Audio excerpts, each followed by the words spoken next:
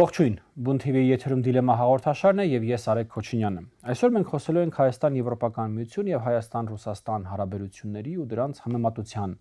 թեմայով եւ իմ հյուրերն են Գարեգին Միսկայանը, քաղաքական ինքնորոշման ակումբի նախագահ, բարև ձեզ, շնորհակալություն հրավեր ընդունելու համար, եւ Ստեփան Սաֆարյանը, միջազգային եւ անվտանգային հարցերի հայկական ինստիտուտի նախագահ, բարև ձեզ, շնորհակալություն հրավեր ընդունելու համար։ Հարգելի հեռուստատողներ, թեմայի մասին գաղափարը եկավ, որովհետեւ անցնող տասնամյակների ընթացքում հայ-եվրոպական հարաբերությունները եւ հայ-ռուսական հարաբերությունները անցել են բավականին մեծ առումով նմանատիպ սցենարների, նմանատիպ պատմական զարգացումների, նմանատիպ իրավիճակների միջով, բայց բոլորովին տարբեր սցենարային զարգացումներով, բոլորովին տարբեր ռեակցիաներով, բոլորովին տարբեր ուրեմն այսպես ծրագրանպատակային դաշտերով նույնիսկ կարող ենք ասել, հա։ Այսօր մենք առանձին կփորձենք մի հատ արձանագրել, թե որտեղ են գտնվում հայ-ռուսական հարաբերությունները, ինչու են դրանք այդտեղ գտնվում, որտեղ են գտնվում հայ-եվրոպական հարաբերությունները, ինչու են դրանք այդտեղ գտնվում, եւ կփորձենք դրանք իրար հետ համատել։ Պարոն Սաֆարյան, ես չափազանցություն թույլ կտամ, եթե ասեմ, որ հայ-ռուսական հարաբերությունները գտնվում են ճգնաժամում, եւ եթե կկիսեք իմ այդ կարծիքը, ինչու են դրանք ճգնաժամում գտնվում։ Կիսում եմ կարծիքը, կանվանեմ նաև տուրբուլենտության զոնա, սա լավագույն դեպքում, որովհետև ինքնաթիռն էլ տուրբուլենտության գոտում հայտնելուց հետո գոնե դուրս է գալիս նորմալ թռիչքային միջավայր։ Հիմա ինչու է գտնվում, որովհետև երկու կողմն էլ մեղքի մեծագույն բաժին ունեն, եւ Հայաստանը եւ Ռուսաստանը։ Մենք ավանդաբար մեզ խաբեության մեջ դրած, մտածել ենք, թե բոլոր հարցերում Հայաստանի եւ Ռուսաստանի շահերը բոլոր հարցերում համընկնում են։ Եվ հետեւաբար, եթե այդպես է, պարադիգմայի մեկնակետը դա է, ուրեմն քաղաքականություն պետք է կառուցվի ամեն հարցում հետևել Ռուսաստանին կամ անել այնպես, ինչպես ուզում է Ռուսաստանը։ Այս պարադիգմայի վրա կառուցված քաղաքականությունը համարվում էր էֆեկտիվ առնվազն այն իրողություններում, երբ կար Լեռնային Ղարաբաղը, ստատուս քվոն եւ այլն։ Համարվում էր նաեւ, որ ընդհանրապես Հայաստան-Եվրոմիություն, Հայաստան-Ռուսաստան հարաբերությունները իրար չհակասող ուրեմն հարաբերություններ են։ Եղել է այդպիսի շրջան, որ դրանք չէին հակասում իրար, բայց ակնհայտորեն, հատկապես ես կասեմ 2008 թվականից հետո, եթե ոչ ավելի վաղ, ակնհայտ էր գոնե մեծ վերլուծաբաններից որոշ քաղաքական գործիչների ուժերի համար ակնհայտ է եղել, որ Ռուսաստանի շահերը բացահայտ հակադրվում են Հայաստանի մի շարք ռազմավարական նպատակների, այդ 2008 թե 18 2008 դա Ռուսաստանի եւ Ադրբեջանի միջև ռազմավարական գործընկերության հաստատման տարեթիվն է, եւ որ հունիսին Մեդվեդևը նախագահ 100 մարդու ուղեկցությամբ Գազպրոմ Միլլերով եւ այլն գնացին Բաքու եւ գործարքը Նաբուկոն ձախողելն էր ընդդեմ արևմուտքի, եւ որ այդ տարիներին արևմուտքը ուզում էր կենտրոնասիական նավթը, կարբոնատային ռեսուրսները տեղափոխել։ Հիմա 2008 թվականին, եթե բացենք մենք ռուս-ադրբեջանական պայմանագրերը, ապա կտեսնենք սև սպիտակի վրա գրված է, որ մենք ռազմավարական գործընկերներ ենք այսօրվանից, երկրորդը մենք կոնֆլիկտի լուծումը պատկերացնում ենք հետևյալ կերպ, տարածքային ամբողջականության շրջանակներում, դա էլ Կոսովոյի տարիներ, եւ որ բառացիորեն Ռուսաստանը նաեւ ամրագրել է, որ ես որպես Մինսկի խմբի համանախագահ պարտավորվում եմ արագացնել խնդրի կարգավորումը եւ չլուծել խնդիրը Կոսովոյի նման, որովհետև Կոսովոյի դեմ ինքը դիրքավորվեց։ Մենք էլ 2008-ին միամտաբար համ Կոսովո զորքեր էինք ուղարկում, խաղապահ կոնտինգենտ էինք ուղարկում, համ բացահայտ ասում էինք Ղարաբաղը Կոսովոյին նման է, ու չէինք ուզում կարդալ ռուս-ադրբեջանական պայմանագրերը, որտեղ գրված էր, որ Կոսովո չի լինելու։ Այդ նույն տարեթվին Մայենդորֆյան հռչակագրով հիմք է դրվում ռուսական պլանին։ Աշնանը, երբ Մեդվեդևը կանչում է Իլհամ Ալիևին եւ Սերժ Սարգսյանին եւ նույն բաները, ինչ ամրագրել էին ռուս-ադրբեջանական պայմանագրերում, ամբողջությամբ արտացոլում են այնտեղ, մենք էլ ծափ ենք տալի, ասում ենք Ռուսաստանը, քանի որ բարեկամ երկիր է, Ղարաբաղի խնդիրը այնուամենայնիվ լուծելու է մեր ձևով, թույլ չի տալու ստատուս քվոն։ Հիմա ես չեմ ուզում շատ պատմության մեջ բան անենք, այստեղ տարաձայնություններ մեր բոլորի մեջ չկա, որքան դատում եմ հրապարակային մեր բոլորի խոսքից, այնուամենայնիվ 2008-ից հետո շատ տեսանելի է եղել թղթային մակարդակով, որ մեր շահերը Ղարաբաղ եւ այլ հարցերում չեն համընկնում։ Շատ լավ, ինչա ճգնաժամը 23 թվականից մոտավորապես սկսվում։ Իրականում ճգնաժամը մեզ է հասել այն պատճառով, որ առաջինը ճգնաժամը սկսվել է Վրաստանի խնդրով եւ որ Վրաստանը ուզում էր մտնել Եվրամիություն, ուզում էր մտնել ՆԱՏՕ, հենց նույն 2008 թվականին Բուխարեստի հայտնի գագաթաժողովում հայտարարվեց, որ դռները բաց է, բայց չթողեցին որոշում չընդունվեց։ Ռուսաստանը սադրեց ու տեղի ունեցավ վրաց-ռուսական պատերազմը։ Հիմա եղավ Վրաստանը, հետո մի քանի տարի անց սրվեցին տնտեսական սանկցիոն պատերազմների անցան Մոլդովայի դեմ, Մոլդովայի Վրաստանի դեմ, Գինիների պատերազմ եւ այլ։ Հետո տեղի ունեցավ Ղրիմի անեքսիան, հետո տեղի ունեցավ արդեն 2000 դրանից հետո Դոնբասի շրջանում թեժացավ իրավիճակը, հետո դրանից հետո արդեն այդ երասած ճգնաժամը հասավ մեզ, մենք աչքներս հանկարծ բացեցինք, հասկացանք, որ Ռուսաստանն ասում է, գիտեք, այդ 7 շրջանների պատերազմը եւ ընդհանրապես Ղարաբաղի պատերազմը, դա իմ պատերազմը չի, ճիշտ է, մենք թղթով դաշնակից ենք, հետեւաբար ես անելիք չունեմ։ Եվ մենք 20 թվականից հետո հայտարարեցինք, որ լիք խնդիրներում մենք այո միայնակ ենք եւ մեր համար Եվրոմիության հետ հարաբերությունները այլընտրանք չունեն ոչ միայն լավ, Սաֆարյան, բայց դրանով հանդերձ 20 թվականի պատերազմից հետո Հայաստանը դեռ հայտարարում էր, որ իր զինված ուժերը բարեփոխելու է Ռուսաստանի հետ։ Շարունակում էր նույն միամիտ նաիվ մոտեցումը, որ Ռուսաստանը այնուամենայնիվ Հայաստանին դեր կկանգնի, բայց 21-22 թվականի ադրբեջանական երկու ագրեսիաները այսպես այն ուզում ենք ֆիքսենք, որ շրջադարձային կետը դա Ադրբեջանի Հայաստանի ինքնիշխան տարածքի վրա հարձակումներ եւ Ռուսաստանի կողմից ռեակցիայի բացակայությունը։ Եվս մեկ խնդիր, որտեղ ակնհայտ դարձավ, որ մեր շահերը չեն համընկնում եւ ցավալիորեն հայտնաբերեցինք, որ Եվրոմիության անդամ երկրները ՄԱԿ-ի անվտանգության խորհրդում հարցի քննարկման ժամանակ ավելի դաշնակցային ելույթներ ունենում, ավելի աջակցող, ավելի դատապարտող Ադրբեջանին, քան Ռուսաստանը, որը ասում է՝ մի խառնվեք, ձեռմի տվեք, հայտարարություն մի ընդունեք Հայաստանի օգտին, ռեզոլյուցիա մի ընդունեք, գիտեք, այդ երկու նիստերի ոդիսականը, որտեղ կես էջանոց տեքստի համար ներկայացրեցին երկու էջանոց համալրումներ իմանալով, որ ձախողվելու է եւ դա դրանից դժելու է Հայաստանում։ Մի խոսքով, հիմա ակնհայտ է, որ Հայաստանը որոշ շահերի, իր սեփական շահերի, ազգային շահերի սպասարկման համար եւ որոնք անվտանգային շահեր են, կենսական շահեր են, ուղղակի ստիպված է ապավինել Հայաստանի եւ Եվրոմիության ռազմավարական համագործակցության, ինչը եւ տեղի ունենում։ Հետեւաբար իհարկե սա մեր մեղքն էր, բայց Ռուսաստանի մեղավորության մասն էլ կարճ ասեմ, նրանք էլ մտածում էին, թե հավերժ կարող են առաջնորդվել իմպերիական տրամաբանությամբ, ինչպես Մարիա Զախարովան օրերս ասեց մեր պատմական դարավոր, դա մեր համար, չգիտեմ ինչ, հետո ասեց մենք այնտեղ այսինքն իրանք նեոկոլոնիալիզմը փաթեթավորել են այսպես հայ-ռուսական դարավոր բարեկամության ուրեմն քողածածկույթով եւ փորձում են ներկայացնել, որ մենք կարանք անդադ կուլ տանք, որ մեզ համար իրանք որևէ պատասխանատվություն չկրեն, որևէ երաշխիք չստեղծեն կամ չգործադրեն, բայց Հայաստանը շարունակի հետևել Ռուսաստանի քաղաքականությանը։ Շնորհակալություն, պարոն Միսկոյան։ Այսպեսի մի իրավիճակ նկարագրեց պարոն Սաֆարյանը, որ ըստ էության տարիներ շարունակ զարգանում էր այս ճգնաժամը, դարեր շարունակ կամ հակառակ նույնիսկ ասենք զարգանում էր այս ճգնաժամը,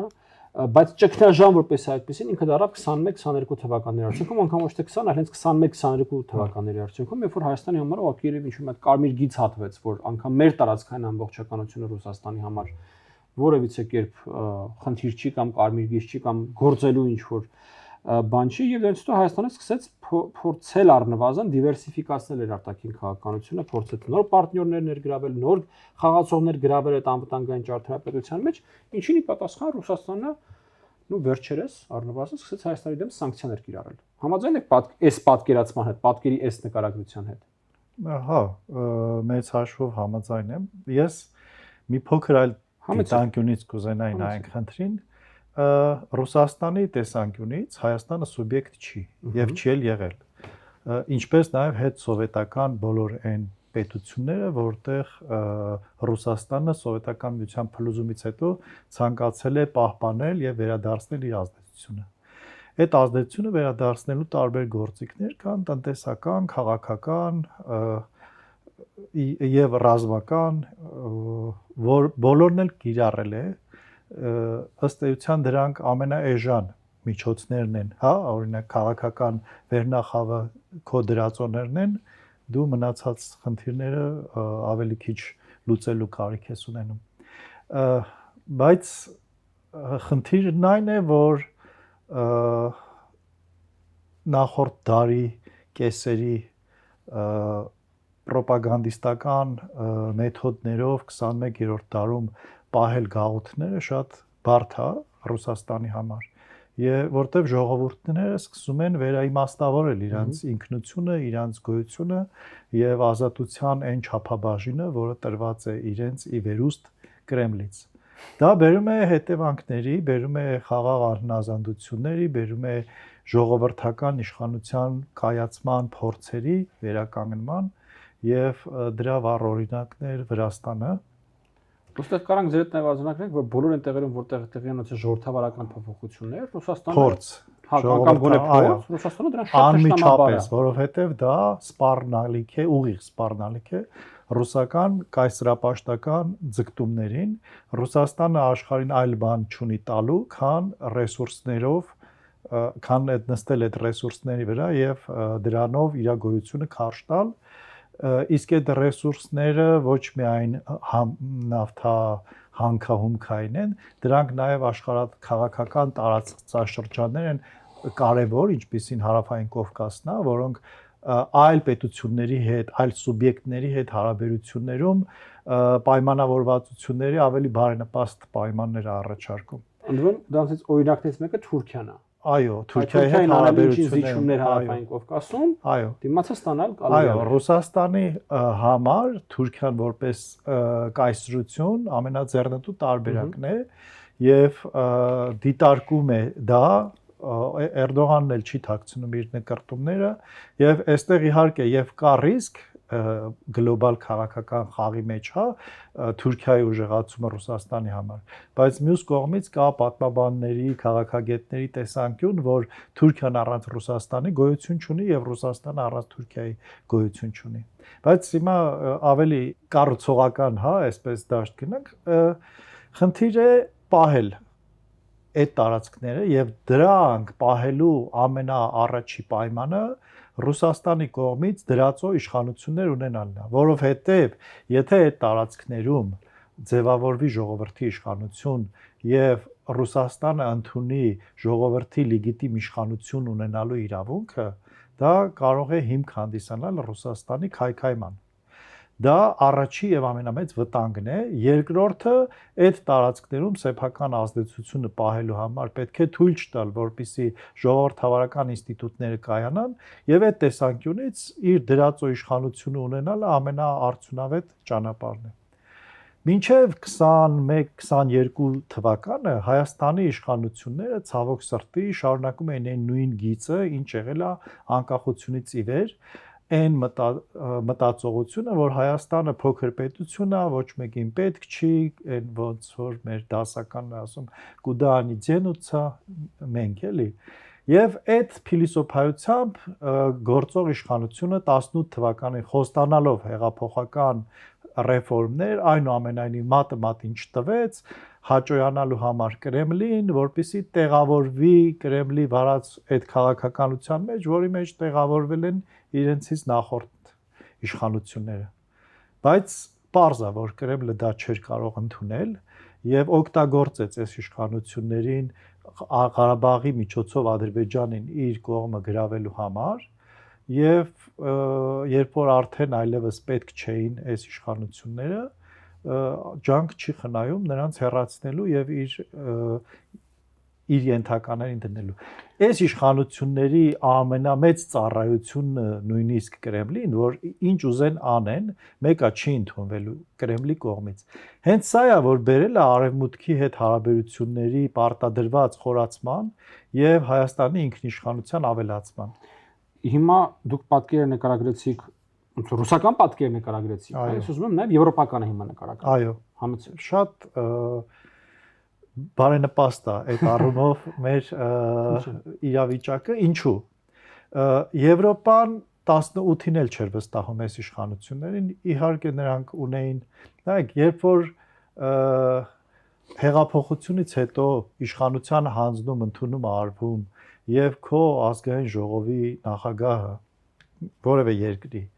նոր ազգային ժողովի նախագահին գալիս է ցույց է տալիս հեռախոսը եւ ասում է, սա վերևից է նկատի ունենալով Կրեմլը։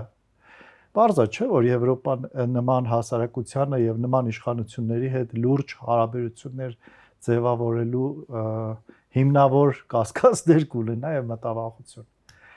Եվ այդպես էլ եղավ։ Իհարկե աջակցություն, կապեր, դրանք, որովհետև իշխանությունները փոխվող են, հա, այսինքն քաղաքասարակություն ձևավորել եւ այլն, այդ ամեն ինչը Եվրոպային պետքա, որպես իր ժողովրդավարության սահմաններ, հա, որովհետև եթե ինքը չընդլայնվի, կարա ռեգրես գնա, դա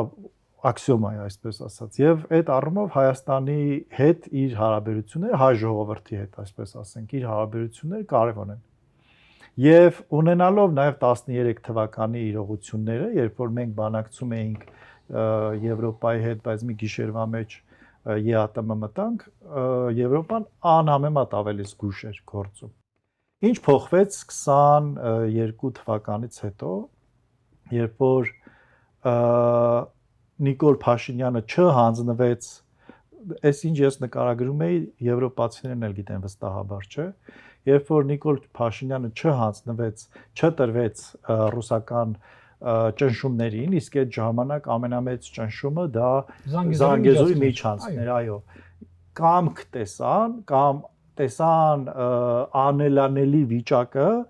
որին պատրաստ է դիմակայել մինչև վերջ կանգնել Նիկոլ Փաշինյանը, եւ դա իրենց հույս տվեց քայլեր անել սահմանի հարցը, դիտորդական առաքելություն, այո, 2.6 միլիարդ օգնություն փորձեցին տրամադրել։ Պարզ է, չէ, որ իրենք տեսնում են, գիտեն ում են տրամադրում այդ գումարը, այսինքն մենք որպես կայացած ինստիտուցիոնալ միջավայր, ավելի ճիշտ չկայացած ինստիտուցիոնալ միջավայր, այդ գումարները լիարժեք եւ արդյունավետ տնօրինելու հնարավորություն չունենք, բայց դա քաղաքական կամքի դրսևորում էր։ Ադրբեջանի նկատմամբ սանկցիաներ տարբեր տեսակի եւ այլն, այսինքն քայլ առ քայլ Եվրոպան զգուշաբար, բայց փորձում է Հայաստանին օգնել չհանձնվել Ռուսաստանին։ Իհարկե հասկանալով, որ Ռուսաստանի գործոնը շատ ազդեցությունը եւ կարողությունները շատ մեծ են Հայաստանի համեմատ եւ ցավալիորեն Հայաստանի եւ Ռուսաստանի հարաբերությունները չեն լուծվում Հայաստանում, այլ լուծվում են Ուկրաինայում։ Եվ դա հաշվի առնելով այն աջակցությունը եւ այն քայլերը, որ արվում։ Էս է իմ կարծիքով Եվրոպայի դիրքորոշումը, դիրքավորումը, այդ նույն տրամաբանության մեջ էր նաեւ Միրգ Բանջարեղենի, Ծաղիկի եւ այլն։ Պարոն Սաֆարյան, մի կարևոր թեմա բացեց պարոն Միսկանը, որ ես կարծում եմ եւ հայ-ռուսական հարաբերությունների համատեքստում եւ հայ-եվրոպական հարաբերությունների համատեքստում չափազանց կարևոր է, բայց հայ իրականության մեջ քիչ քննարկվող է Ուկրաինան։ Մենք կարանք ձեր հետ նաեւ արձանագրենք, որ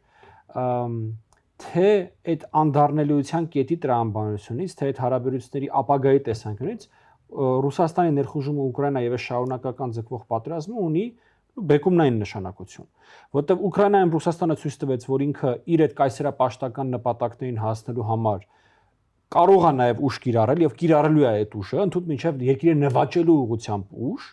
որտեղ օրինակ Վրաստանի պարագայում շատերը հերքում էին այդ միտումը, որ այ Ռուսաստանը կարող է այդ երկիրը ուղղակի գրավի։ Ասում են դե այդ Աբխազիա, Օսեթիա, Գիծա սահմանը եւ այլն։ Ուկրաինայի պարագայում ակնհայտ է, որ Ռուսաստանի նպատակը հենց ամբողջ Ուկրաինան ուղղակի գրավելն է։ Եվ ուրեմն այդ կայսերական հողահավաքի տրամաբանության մեջ Ռուսաստանը կարա բոլոր նախկին սովետական պետությունների վրա ուղղակի հարձակվի գրավի։ Այս մի ոնց որ ասած մտաեզրահանգում, որ ստեղից դուրս բերեց, եւ երկրորդը, որ Եվրոպական միությունը անսպասելիորեն ուրեմն ունակ գտնվեց աջակցելու Ուկրաինային եւ զենքզինամթերքով եւ տնտեսապես եւ էներգետիկայով եւ ֆինանսապես եւ այլն նամանավանդ ամերիկացիների ինչ որ չափով հետքայլ անելու համատեքստում անգամ հիմա այդ ճգնաժամը եւ հայ-ռուսական եւ հայ-եվրոպական հարաբերությունների վրա ինչքան ազդեցություն ունեցավ եւ ուր է տանում։ Շատ ճիշտ նկարագրեցիք առանցքային բեկումնային Հայաստանի համար դա բեկումնային է եղել։ Հիմա բացատրեմ թե ինչու։ Որովհետև իհարկե պարոն Միսկանն էլ շահադրեց եվրոպական դիրքորոշման աստիճանական էվոլյուցիան, թե ինչպես ինչ որ X պահից 2021-22 թվականներից երբ Միջանցքի հաստատման համար եւ կոնկրետ գործողություններ էին կատարվում, ու մենք անտեր եւ անպաշտպան էինք, եւ Հայաստանի իշխանությունը իդեպ ես կավելացնեմ նաեւ հասարակության դիմադրության ցանկությունը, որտեղ միայն Նիկոլ Փաշինյանի կամ իշխանության դիմադրելու ցանկությունը քիչ էր։ Դե որ աջակցություն չունենար Նիկոլ Փաշինյանը ոնց է։ Հիմա տեսամ, որ երկիրը իսկապես պատրաստ է վճռականորեն դեմ կանգնել ինքնիշխանության խախտման այդ դրսևորումների դեմ, ուժային գործողությունների դեմ, որտեղ դա ըստ էության կարող էր փոխել եւ արդարացնել հենց Ուկրաինան, որովհետեւ 21-22 եկեք հասկանանք, բոլորս կարծում եմ դա այդ միտքը ասել ենք, 20 թվականի 44-օրյա պատերազմը եղել է ուկրաինական պատերազմի նախերգանքը Ռուսաստանի համար փորձադաշտ, ինչպես կաշխատի միջազգային համակարգը, ինչպես կլինի միջազգային ռեակցիան, ինչպես Ադրբեջանը կարողանա էքստրատերիտորիալ միջանցքներ կստեղծի, որովհետեւ ինքն էլ ուներ Մերձդնեստրի, Ղրիմի, ուրեմն Կալինինգրադի հետ կապվելու, հիշեք այդ շրջանի իր ցանկությունները կամ հայտարարությունները։ Այնպես որ միջազգային հանրությունը հասկացավ, որ եթե Ադրբեջանին շարունակվի թույլ տալ առավել եւս ուկրաինական պատերազմից հետո այն ինչ ուզում է անել, այդ ուղղակի հեշտացնում է Ռուսաստանին վերցնել Եվրոպայի սրտում այն ինչ ուզում է մոդել ստեղծել, նախադեպ ստեղծել, որ ամբողջությամբ փոխվում է միջազգային իրավունքը, տրամաբանությունը, ստեղծում է ուժի իրավունք, նեոկայսերականություն եւ այլ եւ այլն։ Հիմա բայց ձեր վերադառնալով ձեր հարցադրմանը Եվրոպական միության ուկրաինական պատերազմը այն աստիճանի հասունացած, ես հիշում եմ, շատ հետաքրքիր զրույց ունեցա Մոլդովայում տեղի ունեցած քննարկման շրջանակներում ֆրանսիական արտաքին գործերի նախարարության շատ բարձրաստիճան պաշտոնյայի հետ, ասի կարող եք բացատրել ինչով է պայմանավորված Էմանուել Մակրոնի սերը առ Հայաստանը, ընդհանրապես Ֆրանսիայի։ Ասես դե բանը Սփյուռքը եւ այլն, ասի խնդրում եմ ավանդական գործոնները մի կողմ դրեք, որովհետեւ այդ ավանդական գործոնները նախկինում ոչ պակաս չափով ակտիվ էին եղել, բայց ասես Ուկրաինան ուղղակի Ֆրանսիային ստիպեց ավելի մեծ հեռանկարով նայել, հասկանալով ինչքան կարևոր է եւ այդտեղից ծնվեց եւ ինչու Հայաստանը որսած Ալմատիի կարևորությունը որպես եւ իր սահմանների առնվազն 29000 քառակուսու վերականգնման ուրեմն պրինցիպ եւ նաեւ հասկացավ ինչքան կարեւոր է դա եվրոպական երկրների համար, որովհետեւ նրանք էլ ուզում էին Ուկրաինայի դեպքում այդ նորմատիվ շրջանակը բերեին վերաթարմացնեին, որը ստորագրել էին եւ որը պատրաստվել էր իրականում Ռուսաստանի կողմից, գիտեք, Ղազախստանի, Ռուսաստանի կողմից եւ հիմա ակնհայտորեն Ռուսաստանի Եվրոպայում էլ տեսնում էին մերթ ուրեմն ուղիղ հարձակումը Ուկրաինայի վրա, այո, ամբողջ Ուկրաինան եւ Կիևը վերցնելու եւ ռեժիմ փոխելու եւ գրպանային իշխանություն դնելու ուղղությամբ, տեսնում էին Ռուսաստանի հարձակումները Ղազախստանի ուղղությամբ, դիսկուրսները, որ այդ պետությունը կեղծ պետություն է, մենք ենք ստեղծել, այնտեղ էլ ռուսական հողեր են, ռուսկի միր կա, ռուսական լեզուն բան է անում, տեսնում էին Հայաստանի, Վրաստանի ուղղությամբ հարձակումները, հասկանում էին, որ Ալմատիի կարգի առնվազն հետսովետական տարածքում Ալմատիի սկզբունքի վերականգնումը դա այն կանոնահեն միջազգային իրավունքի պահպանման գրավականներից մեկն է եւ տեղի ունեցավ շահերի համադրում, այսինքն Հայաստանը ինքը այդ խնդիրը դրեց իր օրակարգում, Եվրոպային դա պետք էր եւ Հայաստանի աջակցությունը ավելացավ ի հաշիվ նաև այն երաշխիքի, որը նկատել էին Հայաստանում իշխանության մակարդակով դիմադրողականության, հասարակության մակարդակով դիմակայունության ցանկության առումով։ Հետևաբար Ուկրաինան բեկումնային էր եւ մենք շատ վատ պահեցինք, հասկանում եք, հիշում եք 2013 թվականին Սերժ Սարգսյանը զանգել նույնիսկ շնորհավորել էր Ռուսաստանին Ղրիմի հանրաքվեի հետ կապված։ Հետո մենք զարմանում ենք, թե ինչու Եվրոպան տեր չկանգնեց Ղարաբաղին, ասենք մի տարածքում, որտեղ պլակատ են կախում հավերժ միասին, մի տարածքում, որտեղ ասում են, չէ, թող սկանդինավցիները չգան, որովհետև մենք իրանց լեզուն գյուդում չենք եւ ուզում ենք բան, մի տարածքում, որտեղ ասում են Պուտինից այն կողմ աստվածություն չկասենք, դուք պատկերացրեք, դուք լինեք եվրոպացիների փոխարեն մի երկիր, որը Սիրիա զորքերա ուղարկում Պուտինին հաջողանալու համար, թեկուզ եւ նույն 18 թվականի հեղափոխությունից հետո մենք հազար անգամ բացատրեցինք իշխանություններին, որ դա չի փոխելու Ռուսաստանի քաղաքական հաշվարկները, որովհետեւ Ռուսաստանի, եթե նույնիսկ դա Ռուսաստանի հաշվարկը չի, ապա կարգը Կովկասում հետևյալն է. Էրդողանը եւ Պուտինը գնում են ռեստորան, վճարում է Հայաստանը։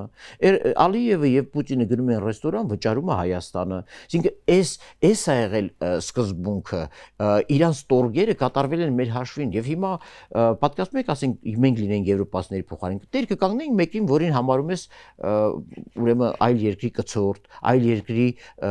գրպանի ներողություն խաղալիք կամ ձեռքի խաղալիք, չենք կանգնի։ Դրա համար Ուկրաինայի հարցում հարցում մեր դիրքավորումը ոչ պակաս չափով նպաստեց այդ ուղերձը հասնելուն, որ մենք դատապարտում ենք ցանկացած ագրեսիա, ոչ միայն մեր նկատմամբ, այլ նաև ուկրաինացիների կամ որևէ այլ նկատմամբ։ Տարիներ շարունակ հայ-ռուսական հարաբերությունների մեջ Հայաստանում առնվազն այդ զիջողականությունը ամեն ինչ ռուսներին տալը, ամեն ինչ ռուսների ուզածով անելը, սեպտեմբերի 3-ը մի գիշերում ուղղություն փոխելը բացատրվում էր մի պարզ բաղադրիչով, դա անվտանգությունն էր,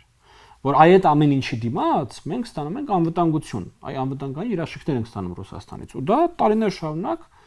ինչ որ առումով հասարակությանը բավականաչափ համոզել է եւ հասարակությունը դրա հետ հաշտ է եղել, չի ըմբոստացել համենայն դեպս massայաբար դրա հետ, ինչ օրինակ մենք տեսանք Ուկրաինայում, երբ որ փորձ արվեց այդ նույն բան անել ինչ որ Հայաստանում, մի գիշերվա ընթացքում ուղղությունը փոխել, ուկրաինացի հասարակությունը դրա դեմ massայաբար ըմբոստացավ։ Հիմա, բայց նորից շեշտելով 21-22 թվականների փոփոխությունները, Հայաստանի հասարակությունը տեսավ, որ դա սուտ է, որ ուղղակի այն անվտանգության երաշխիքների միֆը, որով որ իրենք կերակրում էին եւ որով իրեն համոզում էին, կշտամբում էին, խնդրում էին զիջել,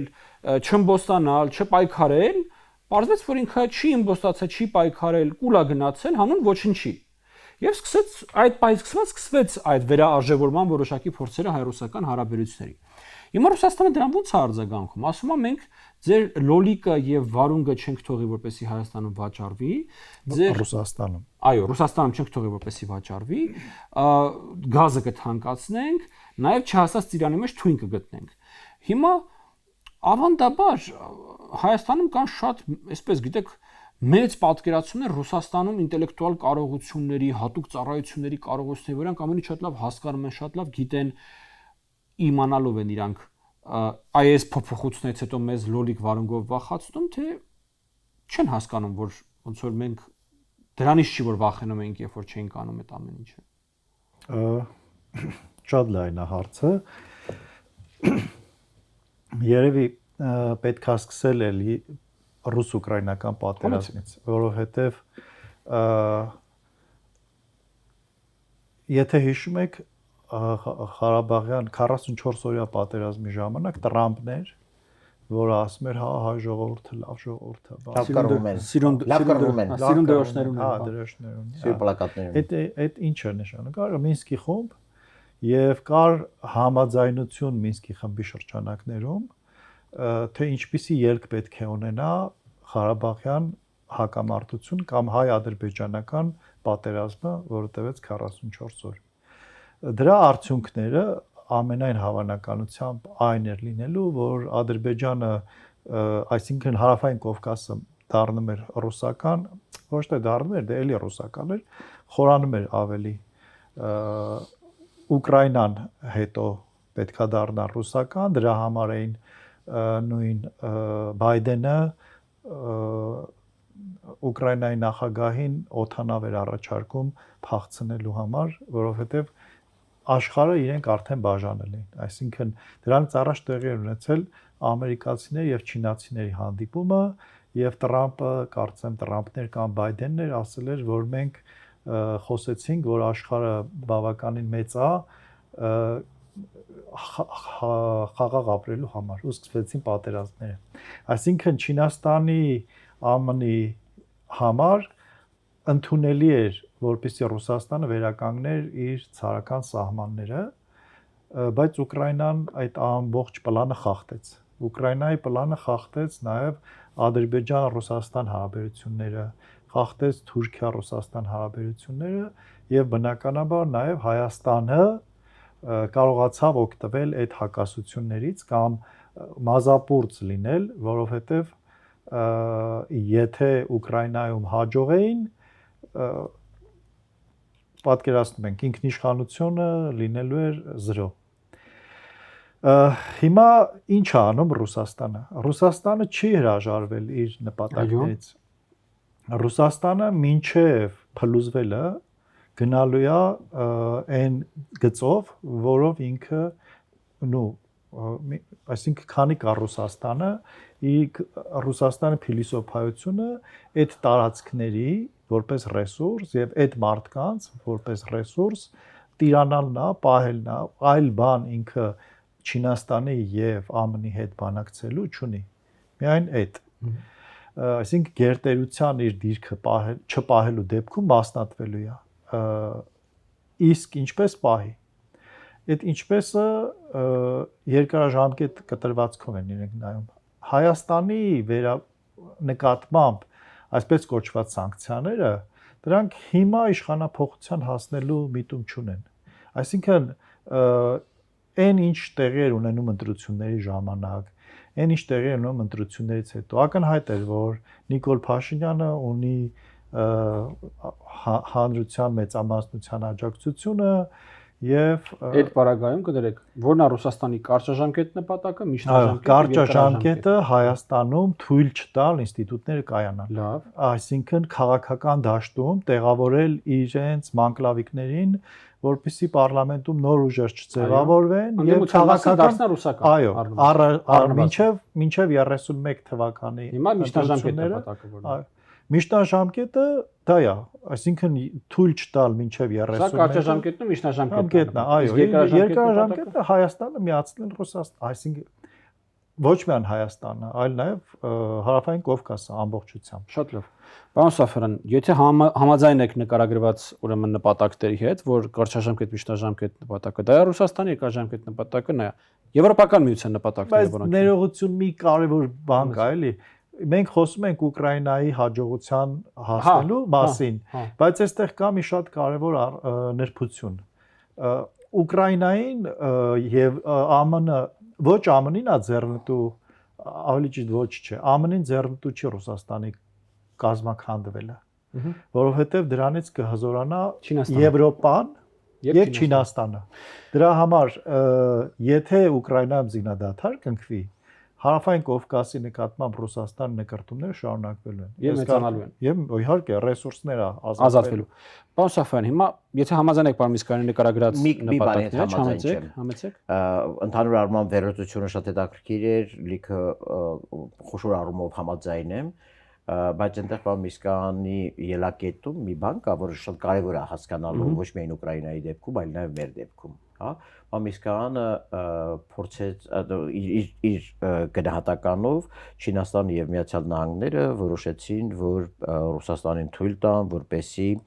ինքը վերականգնի հետխորհրդային կամ մերձավոր արևելքում իր ասած մերձավոր արտասահմանում ազերության գոտին եւ դրա փաստակ բերեց այն որ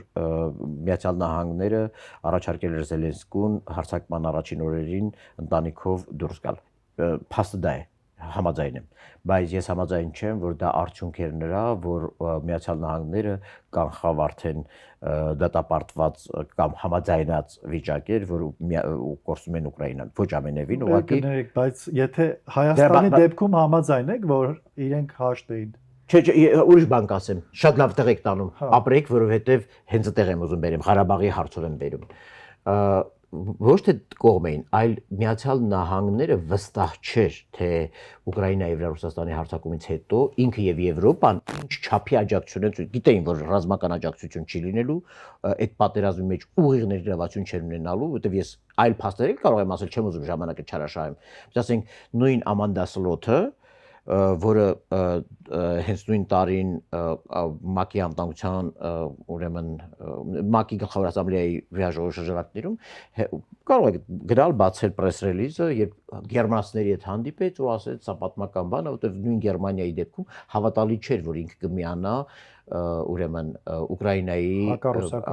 պաշտպանական բանին ուզում եմ ասել դեռևս ոչ մեկ երաշխիք չուներ թե ինչ տեսքով է լինելու Ուկրաինայի աջակցությունը եւ արդյոք ռուսական բայց իրանք սցենարներ ունեն ու այդ սցենարների մեջ տեղավորվում էր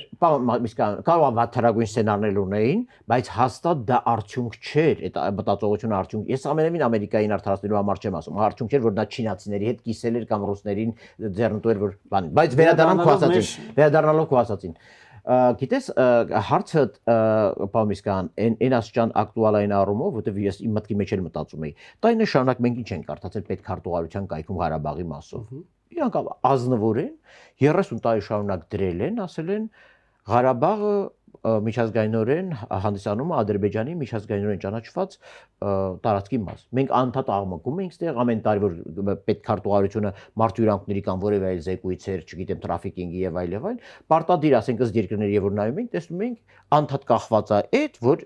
իրանք ազնվորեն ասել են հայեր, մենք եթե դուք իհարկե ուրիշ բան պայմանավորվեք Ադրբեջանի հետ եւ Ադրբեջանը դրան համաձայնի, դեմ չենք լինի, բայց մենք պատկերացնում ենք Ադրբեջանի կազմում։ Միացյալ Նահանգները գոնե ազնվորեն մեզ չի խաբել։ Ռուսաստանը մեզ խաբել է։ Ռուսաստանը 2008 թվականին Ռուսաստանը չի խաբել, ազնվորեն Ադրբեջանի հետ։ Հա, բայց դա մենակ մենք էինք կարդում, մեծ մասը հիմա գանք մեր ոչխարների Եվրոպական միության կարճաժամկետ, միջնաժամկետ, երկարաժամկետ նպատակը Եվրոպական միության համար ստեղծվել է պատմական հնարավորություն, որտեղ Եվրոպական միությունը անշուշտ համարվում է մարդկության պատմության մեջ ամենաարդյունավետ տնտեսական ինտեգրման բարեկեցության մոդելը։ Ահա։ Հիմա եթե նա երբևէ ընդլայնվելու է, ընդլայնվելու է այս տարածքների հաշվին, այս մնացած պետությունների հաշվին՝ Ուկրաինա, Մոլդովա, Վրաստան, Հայաստան։ Դա երկարաժամկետ։ Սա երկարաժամկետ։ Ես կարծում եմ իրանք էլ են հասկանում, որ սա պատմական հնարավորություն է այն երկրները, որոնք ուզում են ինքնիշխան լինել, ուզում են եվրոպականանալ, ուզում են եվրոպական միության անդամ լինել, սա պատմական հնարավորություն է ընդառաջ գալու եւ դռները ավելի լայն կարճաժամկետ եւ կարճաժամկետ առումներով իրենք ես արդեն մասամբ շահադրեցի, որ իրենք հասկանում են այնուամենայնիվ